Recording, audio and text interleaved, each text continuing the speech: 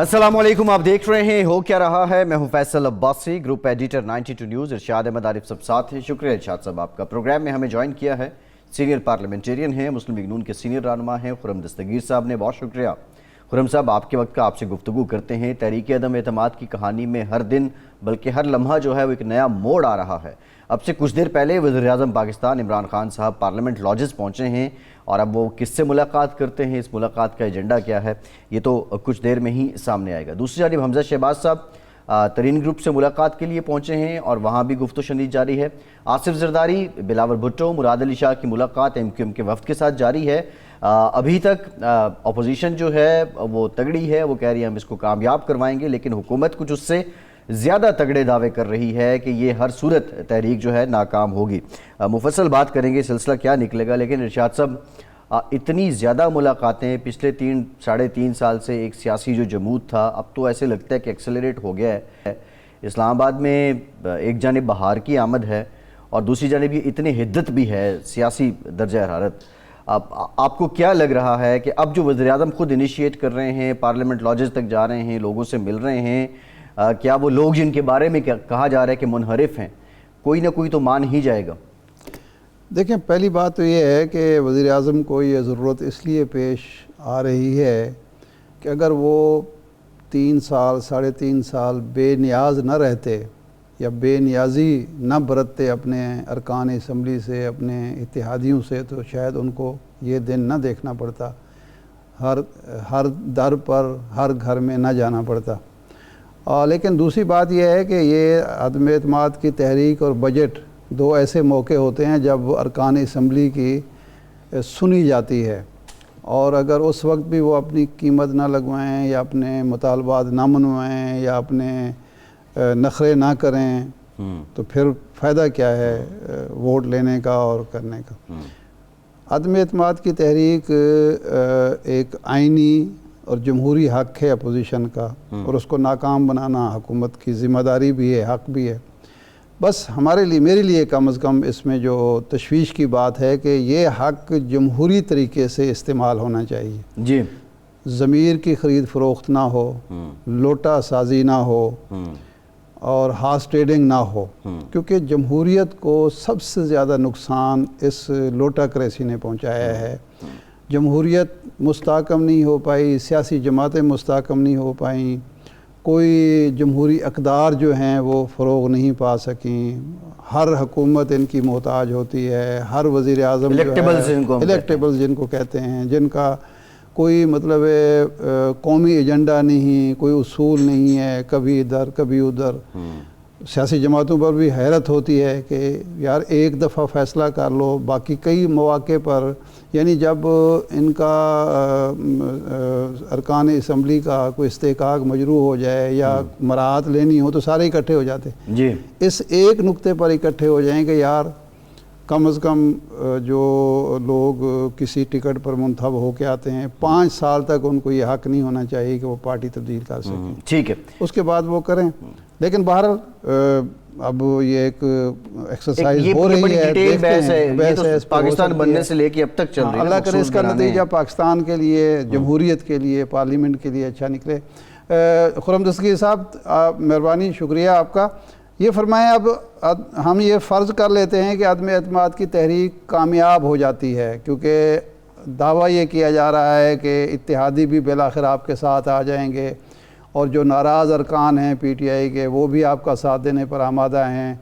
बाकी हुकूमत प्रोपेगेंडा कर रही है कि कुछ अरकान ख़रीदे भी गए हैं, वो माने या ना माने वो बहरहाल प्रोपेगेंडा तो कर रहे हैं। तो ये फरमाएं कि ये इत्तेफाक हो गया है कि फ़ौरी इंतखाबात होंगे, या जिस तरह चौधरी परवेज़ इलाही साहब कहते हैं 1.5 साल तक हुकूमत चलेगी और फिर इस्लाहात के बाद इंतखाबात कराए जाएंगे।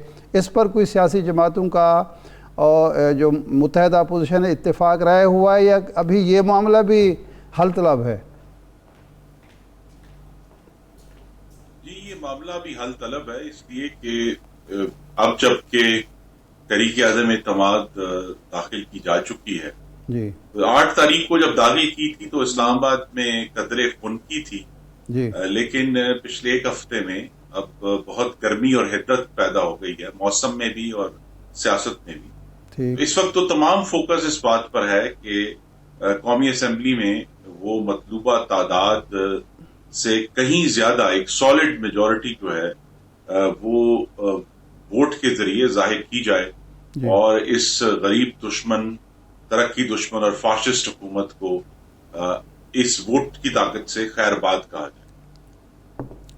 تو یعنی یہ انتخابات فوری انتخابات کرائے جائیں گے، کیونکہ مسلم لیگ نون کا اور جمعیت علماء اسلام کا تو یہی نقطہ نظر ہے، آپ اس پر زور دے رہے ہیں یا زرداری صاحب کی تجویز جو ہے وہ بھاری پڑ رہی ہے کہ 1.5 سال تک حکومت کی جائے اور پھر انتخابات 23 میں مقررہ وقت پر کرائے جائیں؟ جی ہمارا تو نقطہ نظر بڑا واضح ہے اور قائد محمد نواز شریف نے درست طور پہ آرٹیکولیٹ کر چکے ہیں۔ ہماری تو خواہش تھی کہ ایک دن کے لیے بھی نئی حکومت کا قیام نہ ہو اور فوری طور پر قومی اسمبلی کو تحلیل کر کے انتخابات کروا دیے جائیں، لیکن غالباً چونکہ اس میں اور بھی ہمیں اپنے جو ہواری ہیں ان کو ساتھ لے کر چلنا ہے، تو کوئی غالباً ایک درمیانی راستہ ہوگا کہ فوری نہیں لیکن چند ماہ بعد۔ جی ٹھیک ہے۔ چودھری پرویز لاہی صاحب کو پنجاب کا وزیر اعلیٰ بنانے پر اتفاق ہے؟ میاں نواز شریف صاحب مان گئے ہیں؟ دعویٰ تو قافلے کی طرف سے یہی کیا جا رہا ہے۔ جی ابھی تک تو نہیں ہے، لیکن آج چونکہ آپ کے اس پروگرام کے فوراً بعد جو اپوزیشن کی نے اکٹھا ہونا ہے، میں بھی وہاں جاؤں گا، تو پھر ہمیں وہاں جو گفتگو ہوگی اس سے ایک حتمی نتیجہ آج نکل آئے گا کہ ہمیں اگر کچھ دیر کے لیے، میری اپنی ذاتی رائے جو میں دوں گا بھی، کہ اگر ہمیں کچھ دیر کے لیے اس میں کسی اور پارٹی کو بنانا بھی پڑتا ہے، اصل مقصد یہ ہے کہ انتخابات میں اب تاخیر نہ ہو، جتنی جلدی ہو سکے وہ انتخابات ہوں۔ یہ بات درست ہے کہ ہمیں کچھ بہت ضروری قانون سازی کر کے جو عمران خان صاحب فاشزم کے خرم صاحب 27 مارچ کو اناؤنس کیا ہے اور ایشوز ہیں۔ 27 مارچ کو ڈی چوک پہ عمران خان نے جلسے کی کال دی ہے اور وہ کہہ رہے ہیں کہ 10 لاکھ لوگ اکٹھے کریں گے۔ عامر کیانی صاحب نے تو یہ تک کہہ دیا کہ جو منحرف لوگ ہیں انہیں عوام سے گزر کے جانا پڑے گا۔ مولانا فضل الرحمان نے بھی کارکنوں کو کہا کہ وہ بھی اسلام آباد جی میری آپ سے یہ گزارش ہے، آپ اس فاشزم کو بے نقاب کریں اور کھل کر بتائیں قوم کو کہ عمران خان اور ان کی فاشسٹ پارٹی کیا کہہ رہے ہیں۔ وہ یہ کہہ رہے ہیں کہ ہم اراکین اسمبلی کو ایک جتھے کی پرتشدد طاقت سے قومی اسمبلی میں نہیں جانے دیں گے، اور انہوں نے یہ بھی کہا کہ وہ جب ووٹ ڈال کر باہر آئیں گے تب بھی وہاں سے گزرنا پڑے گا۔ یہ بھی بتائیے قوم کو۔ تو یہ ایک کھلی اور برہنہ فاشزم کی جو ہے نا دعوت یہ عمران خان صاحب دے رہے ہیں۔ خرم صاحب لیکن میرا سوال یہ ہے، انہوں نے اگر آپ نے وزیر اطلاعات کی بات سنی ہو تو انہوں نے یہ دھمکی جو ہے وہ اپوزیشن کے اراکین کے لیے بھی دی کہ انہوں نے بھی وہیں سے گزر کر جانا ہے۔ تو یہ بات ہے کہ آپ کسی جتھے کے ذریعے لوگوں کو زد و کوب کریں، ان کو روکیں، اور ایک اتنا اہم آئینی پروسیس ہونے جا رہا ہے اس کے اندر جتھوں کی طاقت سے، تشدد کی طاقت سے رکاوٹ ڈالیں۔ خرم صاحب سوال یہ نہیں تھا، دیکھیں وہ آپ کی بات ٹھیک ہے، آپ کا پوائنٹ آف ویو ٹھیک ہے کہ پرتشدد کارروائیاں نہیں ہونی چاہیے، جتھوں کی سیاست نہیں ہونی چاہیے، لیکن سوال یہ ہے پی ٹی آئی کے کارکن بھی وہاں ہوں گے، جے یو آئی کے کارکن بھی وہاں ہوں گے، نون لیگ کے کارکن بھی وہاں ہوں گے، اور تحریک عدم پہ اعتماد پیش کی جا رہی ہوگی، چند قدم کے فاصلے پہ پارلیمنٹ ہے۔ خدا نہ خواستہ کوئی ایسا واقعہ ہوتا ہے، کوئی پارلیمنٹ پہ یا چڑھائی کر دیتا ہے یا آپس میں گتھم گتھا ہو جاتے ہیں یہ کارکنان، اور پھر خدا نہ خواستہ کوئی مہم جوئی ہو جاتی ہے، اس کی ذمہ داری کون قبول کرے گا؟ جی ذمہ داری حکومت وقت پر ہے، حکمران پارٹی پر ہے، وہ حمام سے بات کریں اور اس پورا یہ جو انہوں نے جتھا اکٹھا کرنا ہے اس کو ڈی چوک سے دور لے جائیں، 200 گز دور لے جائیں، آدھا کلومیٹر دور لے جائیں، ہم بھی وہاں آ جائیں گے۔ لیکن پارلیمان کے اوپر اس طرح حملہ آور ہونا، ایک دفعہ میں آپ کو یاد کرا دوں، یہ باقاعدہ بلڈوزروں کے ذریعے پارلیمان کے جنگلے گرا چکے ہیں، یہ ڈنڈوں کے ذریعے پاکستان ٹیلی ویژن پر قبضہ کر چکے ہیں، یہ اپنے جتھے کے ساتھ प्रेसिडेंट हाउस के ऊपर हमलावर हो चुके हैं, ये इस्लामाबाद पुलिस को जदोकोब कर चुके हैं। वो लोग जो पार्लियामेंट में और सेक्रेटरीट जाना चाहते थे, उनकी जबरदस्ती तलाशियां ले चुके हैं। ये तो इनका रिकॉर्ड है, और अगर ये हुकूमत में होते हुए इसको रिपीट करना चाहते हैं तो ये हम सब के लिए एक बहुत बड़ी खतरे की घंटी है। ये हुक्मरान जमात की जिम्मेदारी है कि वो इस तमाम जत्थे को जितने भी कहते हैं जी लाख इकट्ठे करेंगे। खुर्रम साहब, उस मुकदमे में नामजद थे जहांगीर तरीन साहब। ये जो आईनी अमल होने लगा है, खुर्रम साहब मुकदमे में नामजद थे जहांगीर तरीन साहब, और आपका वफ्द हमजा शहबाज साहब आपके पार्टी लीडर हैं, वो इस वक्त तरीन ग्रुप से मुलाकात के लिए पहुंचे हुए हैं। तो ये कोई उसूल तो ना हुआ ना, ये तो नजरिया जरूरत ही हुआ आपकी जानिब से भी। जी, इरशाद आरिफ साहब ने एक बात की, मैं उससे बहुत ही पुरजोर इख्तलाफ करना चाहता हूँ। पाकिस्तान की जमहूरियत को सबसे ज्यादा नुकसान 40 साल की आमरीत और उसके ऊपर मजीद तकरीबन 25 साल की नीम आमरीत ने दिया है। 25 साल तो आपकी शायद जो नौजवान नाजरीन हैं उन्हें अंदाजा ना हो कि पाकिस्तान बनने के पहले जो 25 साल थे, क्वार्टर सेंचुरी, पाकिस्तान में जमहूरी इंतखाबात हुए ही नहीं। 1 पर्सन 1 वोट के ऊपर इंतखाब हुआ ही नहीं। उसका कौन जिम्मेदार है? सियासी जमातें जिम्मेदार नहीं है। सियासी जमातों में ये जरूर आप इल्जाम लगा सकते हैं कि उन्होंने आमरीयतों के साथ मिली भगत की, लेकिन नुकसान बहरहाल पाकिस्तान की जमहूरियत में आमरीयतों ने पहुंचाया। और अगर आज हमें जमहूरियत टूटती फूटती नजर आती है तो रोड बरोड नजर आता है, उसकी भी जिम्मेदारी आमरीयतों पर जाती है।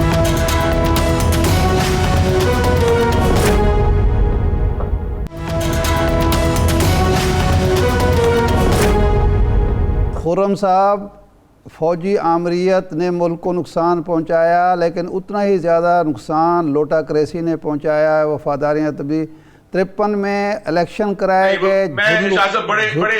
बड़े अदब से आपसे इख्तिलाफ करूंगा। मैंने आपकी बात सुनी। लोटा क्रेसी ने मुल्क को नहीं तोड़ा, मुल्क के 2 टुकड़े नहीं किए। मैं जो अर्ज़ कर रहा हूँ कि 53 में सियासी हुकूमत ने इंतखाबात कराए और झुल्लू फेरा गया, उनका नाम ही झुल्लू इंतखाबात पड़ गया। उस वक्त कोई फ़ौजी आमरीत नहीं थी, और जो सुबह शाम हुकूमतें बदलती थी वो भी सियासी हुकूमतें थीं। इस बहस को हम मेरे ख्याल एक तरफ रखते हैं।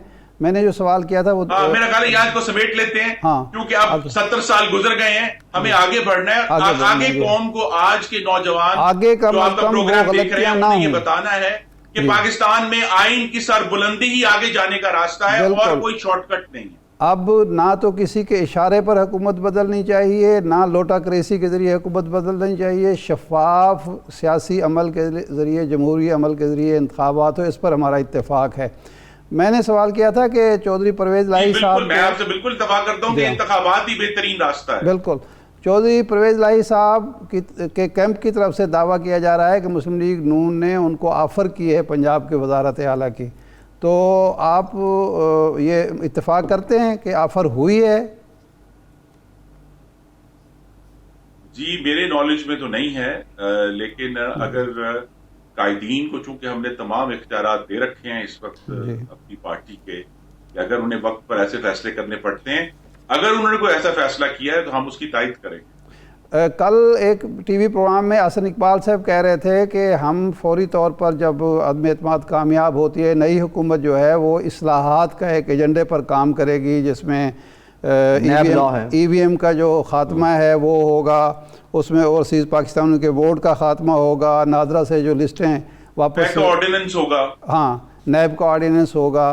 तो इस पे इत्तेफाक है कि नैब के पर काटे जाएंगे दोबारा, मज़ीद कुछ तो मौजूदा हुकूमत काट चुकी है।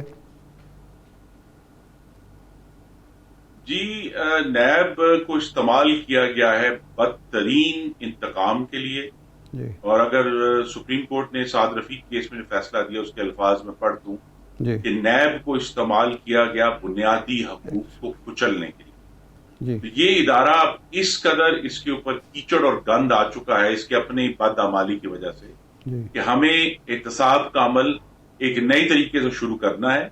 और हमारी कोशिश तो यही होगी कि हम ये पूरा नैब का कानून रिपील करें और एक नई बुनियाद रखें जो कि साफ, शफाफ और बाकायदा जो आज़ादियां हैं, आईनी आज़ादियां हैं, शहरियों को जो हकूक हासिल है, उनकी बुनियाद पर एहतसाब का अमल हो। ये कोई तरीका नहीं है کہ آپ 20 مہینے حمزہ شہباز کو اندر ڈال دیں اور بعد میں 20 مہینے بعد پتا چلے کہ ان کے خلاف تو کوئی ثبوت نہیں تھا. اس میں 16 مہینے سعد رفیق رہے ہیں, 11 مہینے شہباز شریف رہے ہیں, شائقہ خان عباسی, احسن اقبال, افتاح اسماعیل, مریم نواز صاحبہ, سب لوگ جو ہیں وہ انہوں نے, ان کا کیا قصور تھا؟ ان کی زندگیوں کے جو اتنے مہینے ان سے چھینے گئے ہیں صرف عمران خان کے انتقام کی آگ کو بجھانے کے لیے, اس کا کون جواب دے؟ تو بہتر یہی ہے کہ اس قسم کا جو فسطائی قانون ہے وہ اب اس کو جانا چاہیے. 21ویں صدی کے پاکستان میں اس طرح کے فاشسٹ کا قوانین کی کوئی جگہ نہیں. یہ فرمائیے کہ میاں نواز شریف صاحب کب تک واپس آ رہے ہیں؟ اب تو میرے خیال ہے حالات ان کے لیے سازگار ہیں, تو وطن وہ عدم اعتماد کی کامیابی سے پہلے آئیں گے یا بعد میں فوراً آ جائیں گے؟ جی میں پہلے بھی عرض کیا آپ کے پروگرام میں, پھر کہہ دیتا ہوں کہ میاں نواز شریف کی واپسی کا تعلق سیاسی حالات سے زیادہ جو ان کی کمٹمنٹ ہے جو ہائی کورٹ میں ہم نے سبمٹ کی ہوئی ہے کہ جب ان کے ڈاکٹر انہیں اجازت دیں گے اور کہیں گے کہ یہ سفر کر سکتے ہیں, وہ بغیر کسی تعطل کے تاخیر کے پاکستان واپس آ جائیں گے, لیکن ان کے ڈاکٹروں کو ان کو یہ اجازت دینا ضروری ہے. ایک آخری سوال ہے کہ پنجاب میں بھی تحریک عدم اعتماد لانے کا فیصلہ ہوا ہے؟ جی ابھی اس کا باقاعدہ فیصلہ نہیں ہوا, آج اس پر ڈسکشن ہوگی. آج چونکہ آپ کے پروگرام کے فوراً بعد اپوزیشن لیڈران نے ملنا ہے, اس پر ڈسکشن ہوگی, لیکن ابھی تمام تر فوکس یہ ہے کہ یہ جو وفاق کے اندر تحریک عدم اعتماد ہے پاکستان کو فاشزم سے پاک کرنے کے لیے اس کو کامیاب بنایا جائے. ایک دفعہ وہ کامیاب ہوگی انشاءاللہ تو پھر بہت سارے دروازے اسی دن کھل جائیں. جی ٹھیک, بہت شکریہ خرم دستگیر صاحب, مسلم لیگ سینئر رہنما ہمارے ساتھ موجود تھے. پاکستان تحریک انصاف کا موقف لیتے ہیں, آخر وہ کیوں 27 مارچ کو ڈی چوک میں آ رہے ہیں, عوامی رابطہ مہم کو تیز کس لیے کر دیا گیا ہے, بریک کے بعد بات کرتے ہیں.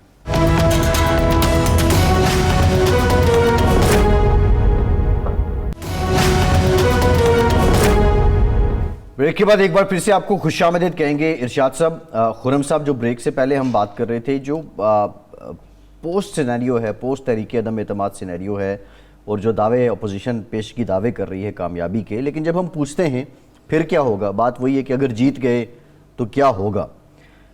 تو اس پہ ابھی تک کوئی مستند جامع انفارمیشن سامنے نہیں آ رہی. کیا حقیقتاً کوئی اتفاق نہیں ہو سکا, یا یہ اسٹریٹجک اور ٹیکٹیکل موو ہے کہ ہم نے نہیں بتانا؟ کوئی اسٹریٹجک موو نہیں ہے. ایک ہی ہدف ہے کہ عمران خان کو کسی طرح چھٹی کرائی جائے. اس کے بعد جو ماسٹرز کہیں گے ان کے مطابق عمل ہوگا. نواز شریف صاحب اڑے ہوئے ہیں کہ جی بس مہینے 1.5 مہینے میں چھٹی کرائیں, نئی حکومت بنائیں, میری واپسی کر. دیکھیں 2-3 چیزیں ہیں ایجنڈے پر کہ نیب کے پر کترے جائیں, بلکہ بالکل بے بکت ادارہ بنا دیا, ای وی ایم ختم کیا جائے, انتخابات میں دھاندلی کو روکنے کے لیے جو قانون سازی ہوئی ہے اس کو غیر مؤثر کیا جائے تاکہ وہ پرانا عمل جاری رکھیں. آپ اپنی بات جاری رکھیں. زرتاج گل صاحبہ وزیر مملکت برائے موسمیاتی تغیر ہمیں جوائن کر چکی ہیں. زرتاج صاحبہ thank you very much. Zartaj صاحبہ آپ کی طرف آتے ہیں ارشاد صاحب. اور اوورسیز پاکستانیوں کو جو حق دیا گیا ہے ووٹ کا وہ بھی واپس لے لیا جائے, کیونکہ وہاں خان صاحب کے سمجھا یہ جاتا ہے کہ خان صاحب کو ووٹ مل جائیں گے ایکسٹرا. اور سب سے بڑی جو قانون سازی ہوگی اگر یہ تحریک عدم اعتماد کامیاب ہوتی ہے وہ یہ ہے کہ جی آپ جھوٹ بولیں, خیانت کریں, قومی خزانہ لوٹیں, ثابت ہو جائے کہ آپ عادی جھوٹے ہیں, لیکن سزا آپ کو اگر کبھی ملی تو وہ 5 سال کے لیے ہوگی, ایک الیکشن, یہ تاحیات نہیں ہوگی. قانون شہادت میں یہ ہے کہ ایک شخص اگر جھوٹا ثابت ہو جائے تو تاحیات شہادت نہیں دے سکتا, لیکن یہاں عوامی نمائندوں کو یہ حق حاصل ہوگا کہ ایک دفعہ وہ کر کے اس کے بعد آ کے پھر دوبارہ لوٹ مار بھی کر سکتے ہیں. تو یہ ایجنڈا ہے.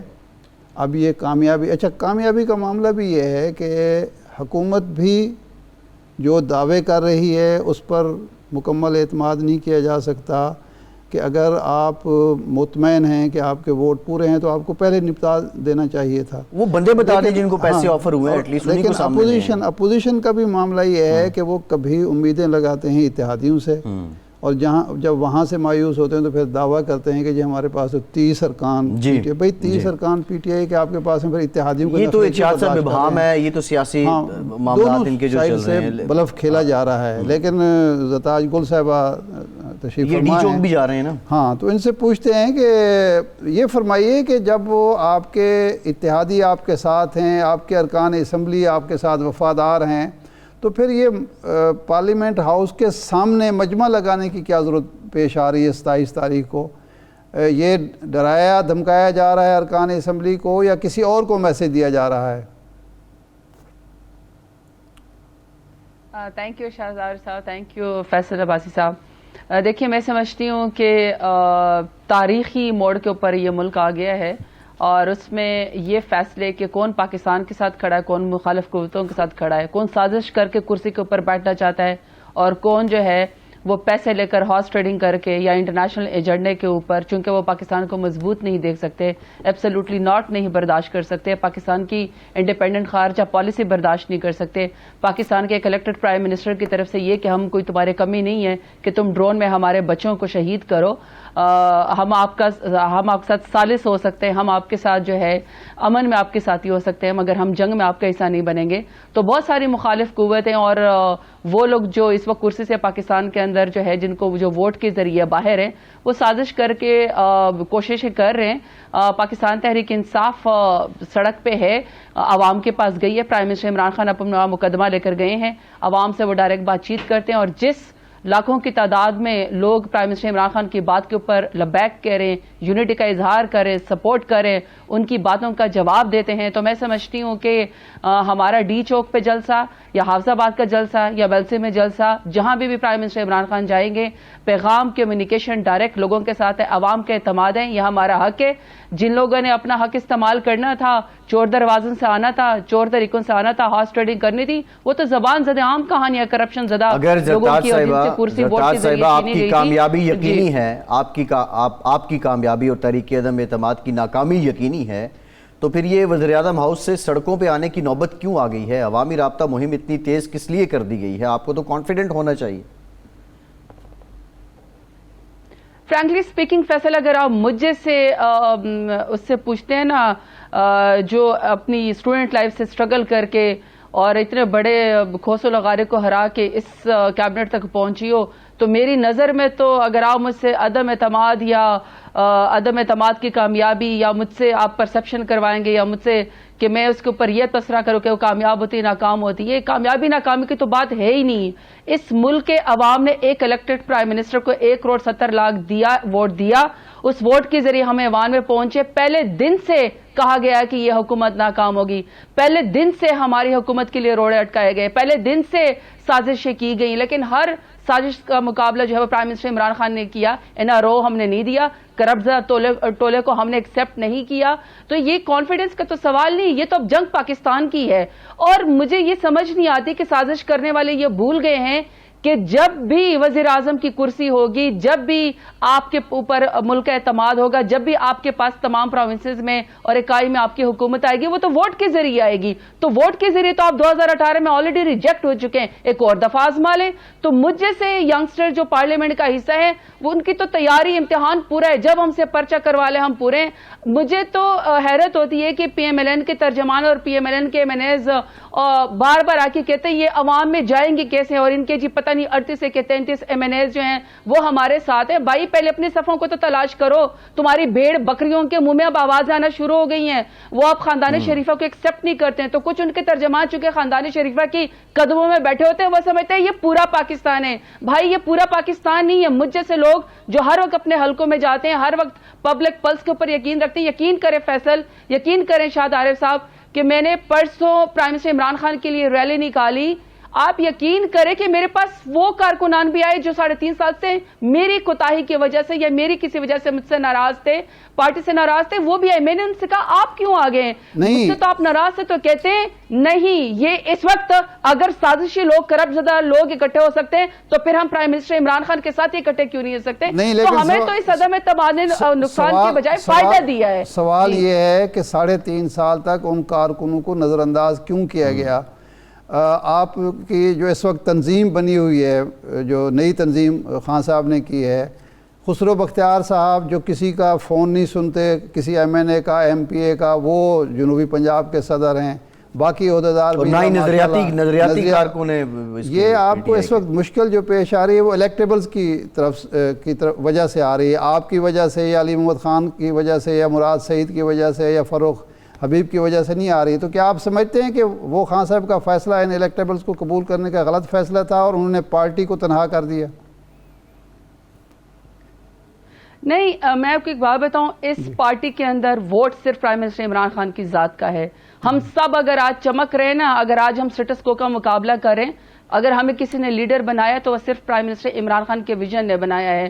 ورنہ تو یہاں چاچے مامے بھانجیاں بھتیجیاں ختم نہیں ہوتی، یہاں تو بھابیاں ختم نہیں ہوتی، یہاں تو گھر کے افراد ختم نہیں ہوتے، گدی نشینیاں ہیں. پارٹی تھوڑی وراثتی پارٹیاں، یہاں پہ دو ایکس پرائم منسٹر ہاتھ باندھ کے کھڑے ہوتے، جی جی حضوری کرتے ہیں نالائق نکٹھو اولادوں کی ان کے پیچھے. یہ تو پرائم منسٹر عمران خان کی پارٹی جس نے ہم جیسے نوجوانوں کو فیلڈ کے اندر اتارا اسٹیٹس کو کا مقابلہ کرنے کے لیے.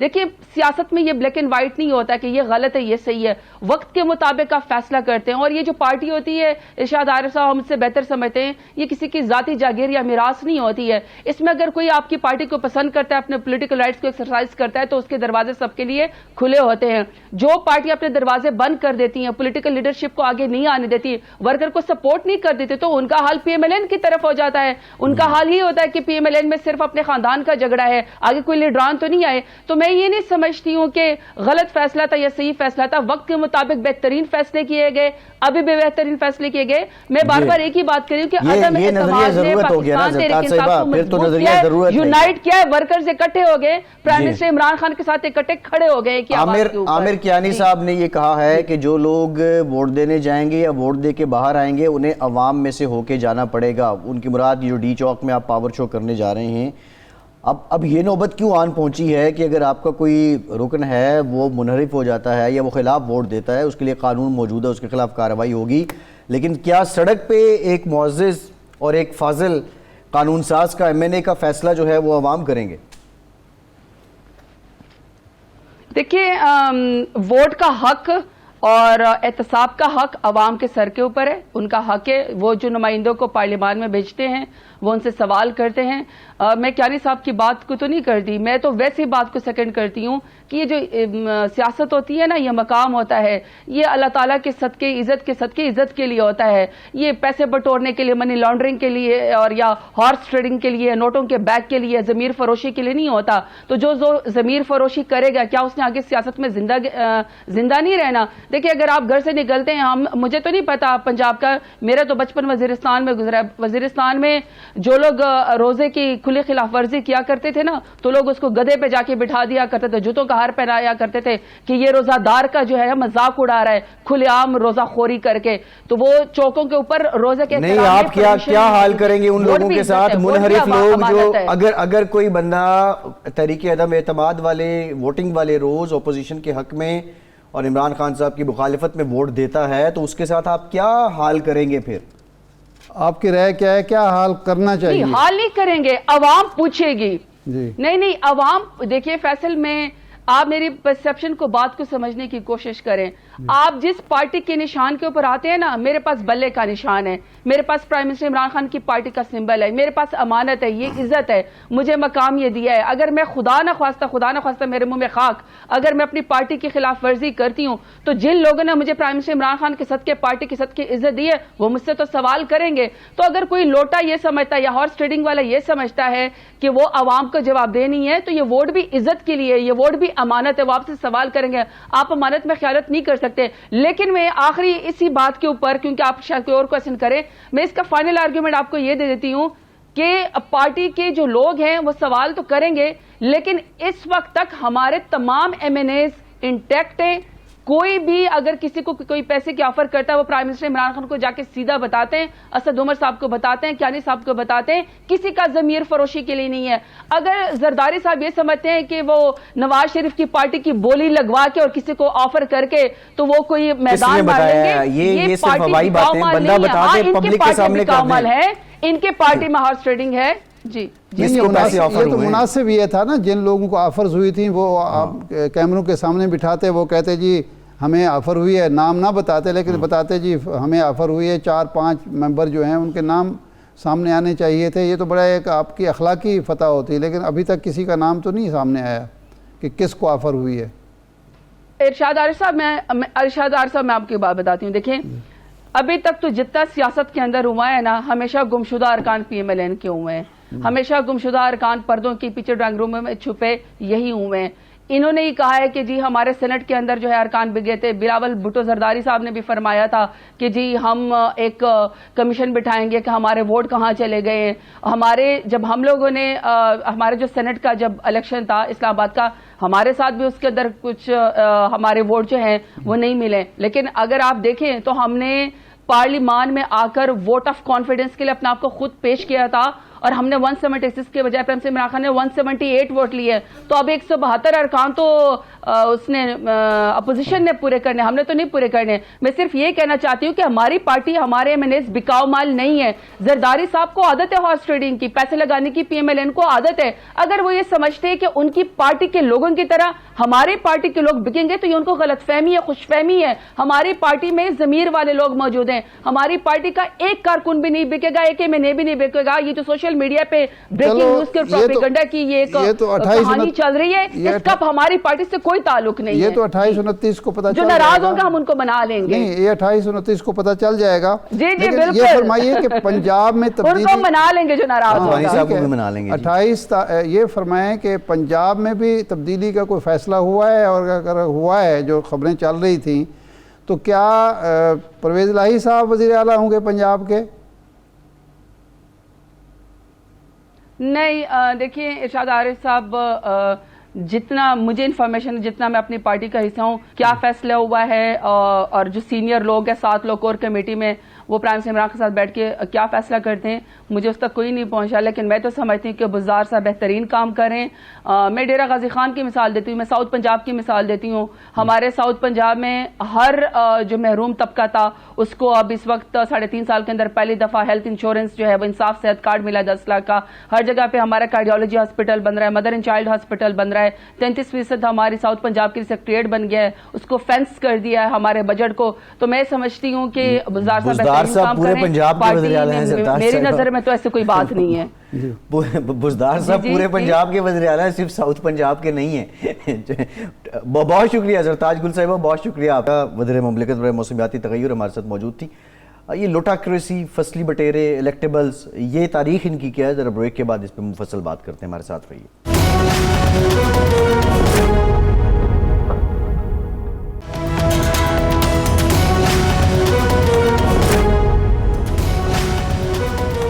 بریک کے بعد ایک بار پھر سے آپ کو خوش آمدید کہیں گے. ارشاد صاحب، پاکستان کی سیاست میں ہم نے دیکھا کہ جو الیکٹیبلز ہیں، پہلے فصلی بٹیرے بھی کہا جاتا تھا، پھر لوٹے بھی کہا جاتا رہا ہے، لیکن یہ پاکستان میں یا پاکستان جیسے ملکوں میں حکومت جمہوری ہو یا آمریت ہو، فوجی کی حکومت ہو یا سول حکومت ہو، یہ لوگ ہر حکومت کی ضرورت یا مجبوری کیوں بن جاتے ہیں؟ اور بالخصوص یہ جو بہت زیادہ لوٹا لوٹا ہوتی ہے، اس کی تاریخ کیا ہے؟ یہ لفظ، یہ معاملہ چلا کہاں سے، نکلا کہاں سے؟ پہلا لوٹا کون تھا؟ کیا میں پاکستان سے پہلے یہاں ایک لاہور کے ایک ڈاکٹر محمد عالم تھے، اور وہ بڑے مشہور بھی تھے اور ملنسار بھی تھے. ان کا حلقہ بڑا وسیع تھا، علامہ اقبال کی محفلوں میں بیٹھنے والے تھے. تو وہ کانگریس میں تھے، مسلم لیگ میں آ گئے، پھر ایک دن پتہ چلا پھر کانگریس میں چلے گئے. تو مسلم لیگیوں نے جا کے ان کے گھر پر لوٹے لٹکا دیے اور ان کا نام پڑ گیا ڈاکٹر عالم لوٹا. اور پھر اتنا مشہور ہوا کہ وہ سیاست ہی چھوڑ گئے. لوٹا لٹکانے کے پیچھے فلسفہ کیا وہ تھا کہ لوٹے کی طرح گھوم گئے نا، وہ بے پیندے کے لوٹے ثابت ہوئے. اس کے بعد یہ اصطلاح چل پڑی اور پھر یہ چلتی آئی. اور اس کو سب سے زیادہ جو شہرت ملی وہ ملی 93 میں، 1993 میں. اس سے پہلے بھی یہ واقعات ہو چکے تھے، لیکن یہ ہوا کہ غلام حیدر وائیں، یہ سپیکر تھے جناب منظور بٹو صاحب، وزیر اعلیٰ تھے پنجاب کے غلام حیدر وائیں صاحب.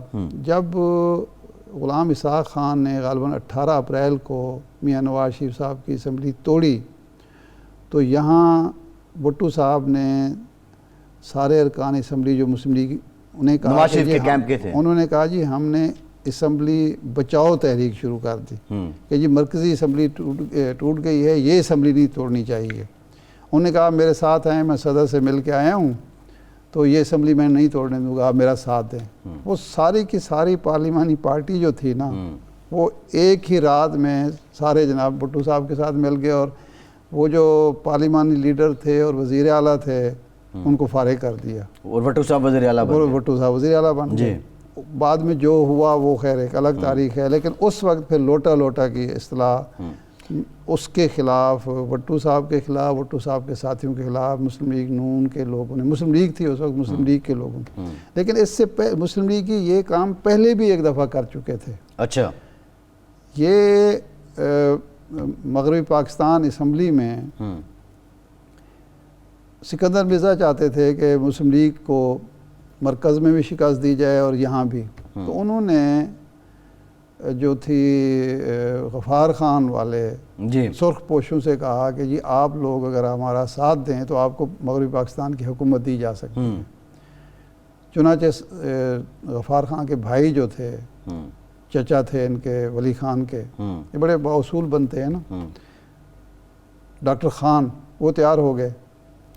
چنانچہ ایک دن پہلے اعتماد کا ووٹ دیا اپنے وزیر اعلیٰ کو مسلم لیگیوں نے جی، اور دوسرے دن سارے کے سارے وہ ریپبلکن پارٹی میں شریک ہو گئے. اچھا. اور ڈاکٹر خان کی حکومت یہاں بن اچھا. ولی خان یہ سنایا کرتے تھے کہ چودھری محمد علی کے گھر مغربی پاکستان اسمبلی کی پارلیمانی پارٹی کا اجلاس تھا، تو سب نے کہا جی ہماری حکومت برقرار رہے گی، ہم ساتھ ہیں، یہ ہیں وہ ہیں. وہ سردار عبدالرب نشتر کو بنانا چاہتے تھے. جی. چودھری محمد علی صاحب گھر گئے کہ کھانا جلدی بھجوائیں. واپس آئے تو جناب وہ جو ڈرائنگ روم تھا وہ خالی تھا، سارے پتہ چلا کہ وہ ڈاکٹر خان کے بیعت کرنے وہاں پہنچے. یہ تو ہے لوٹے کی اصطلاح، یہ لوٹے. لیکن سوال جو یہ جو بات ہو رہی تھی تھوڑا سا وہ محسوس کیا انہوں نے، خرم دستگیر صاحب نے، کہ جی یہ لوٹا کریسی کا کوئی وہ نہیں ہوا. بات یہ ہے کہ پاکستان میں ایک انتخابات جو فوجی حکمران نے کرائے اس پر سب کا اتفاق ہے کہ وہ منصفانہ اور شفاف و غیر جانبدارانہ تھے.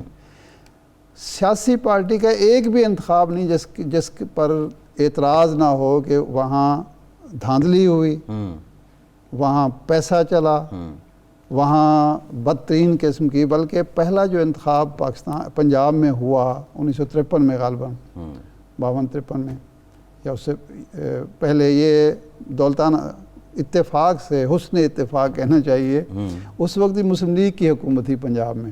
دولتانہ صاحب وزیر اعلیٰ تھے.